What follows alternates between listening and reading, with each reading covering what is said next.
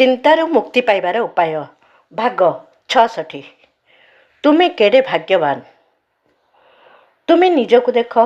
ତୁମ ସ୍ୱାସ୍ଥ୍ୟ ନେଇ କ'ଣ ତୁମେ ଗର୍ବ କରିପାରିବ ନାହିଁ? ତୁମର ପୋଷାକ ଯଦି ଦାମିକା ନୁହେଁ ସେଥିପାଇଁ ଚିନ୍ତା କର ନାହିଁ। ତୁମର ଆୟ ଯଦି ଅଳ୍ପ ତେବେ କ୍ଷତି କ'ଣ? ଗରିବ ଶ୍ରମିକଙ୍କୁ ଦେଖ। ସେମାନେ ପ୍ରତିଦିନ ମଜୁରୀ ଖଟି ପେଟ ପାଳୁଛନ୍ତି। ଟଙ୍କା ପଇସା ଏକାଠି କରି କରିବ କ'ଣ? ପରେ ତୁମ ପିଲାମାନେ ତୁମକୁ ସାହାଯ୍ୟ କରିବେ। ତାହେଲେ ଚିନ୍ତା କ'ଣ? ଆମ ଜୀବନରେ ଶତକଡ଼ା 90 ଭାଗ ଠିକ୍ ଆମର ସ୍ୱଭାବ, ସୁଖ ସୁବିଧା ଓ ପ୍ରସନ୍ନତା ଲାଭର ଅନୁକୂଳ। କେବଳ ଶତକଡ଼ା 10 କଥା ନେଇ ଆମେ କିଛି ବିଚାର କରିପାରୁ।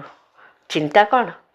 ଆମ ପାଇଁ ଥିବା 90% ଭାଗ୍ୟଶାଳୀ କଥା ଦେଖିବା, ତା ଉପରେ ଚିତ୍ତକୁ ଏକାଗ୍ର କରି ଓ ବିପକ୍ଷରେ ଥିବା 10% କଥା ଭୁଲିଯିବା।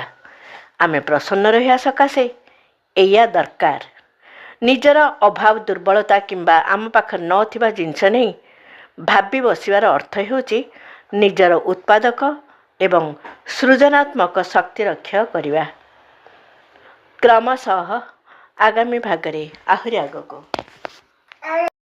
ବିଚାରକ୍ରାନ୍ତି ଦୂତ ୟୁଟ୍ୟୁବ୍ ଓଡ଼ିଆ ଚ୍ୟାନେଲକୁ ସବସ୍କ୍ରାଇବ୍ କରିବା ସହ ପରବର୍ତ୍ତୀ ଭିଡ଼ିଓ ପ୍ରାପ୍ତ କରିବା ପାଇଁ ବେଲ୍ ଆଇକନ୍ ଦବାନ୍ତୁ ଏବଂ ବିଚାରକ୍ରାନ୍ତି ଦୂତ ଓଡ଼ିଆ ଫେସବୁକ୍ ଓ ଇନଷ୍ଟାଗ୍ରାମ ସହ ଯୋଡ଼ି ହୁଅନ୍ତୁ। ଧନ୍ୟବାଦ।